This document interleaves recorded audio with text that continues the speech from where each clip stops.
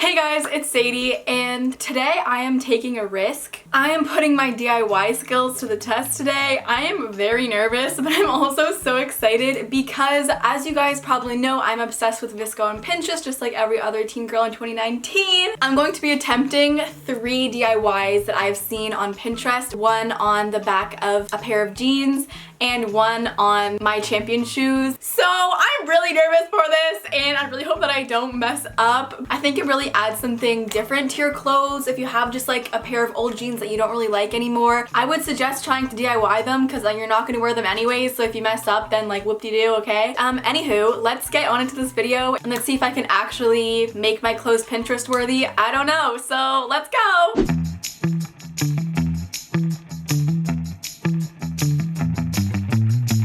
So the first DIY that I'm gonna do is I'm gonna be using some Sharpies on these champion shoes that I wore for my hip hop dance once, and they actually got really dirty, but then I cleaned them, so this is as white as they're going to actually get. I have this inspiration picture right here that I thought was really cool. I don't know if they bought the shoes like that or they actually like outlined them themselves, but I'm just gonna basically take a gold Sharpie and go along all the little lines and just all the details of the shoe. So let's see how this goes, and I'm just gonna time lapse it right now.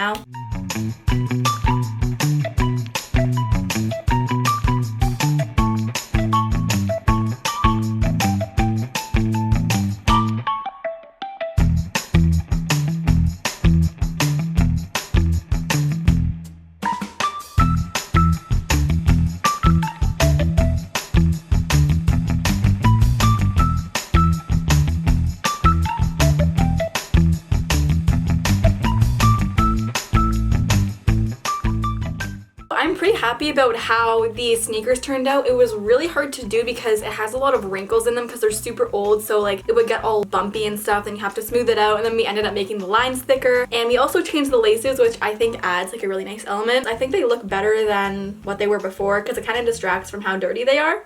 So the second DIY that I'm going to be doing is on this pair of shorts that I got from Madewell. I've always seen so many pictures on Pinterest of little sunflowers coming out of the pocket. So I'm actually going to do a pretty big sunflower that's like coming out of the corner of the pocket, and I just think that's going to be so cute. I have some materials. First, I have some fabric medium, which is what is going to make the paint stay on the denim shorts even when you wash them. Then I got the 3 main colors that you're gonna need for the sunflower, which is red, yellow, and brown. I'm also gonna try to get some Instagram pictures while I'm doing it. But yeah, so let's try to do this sunflower.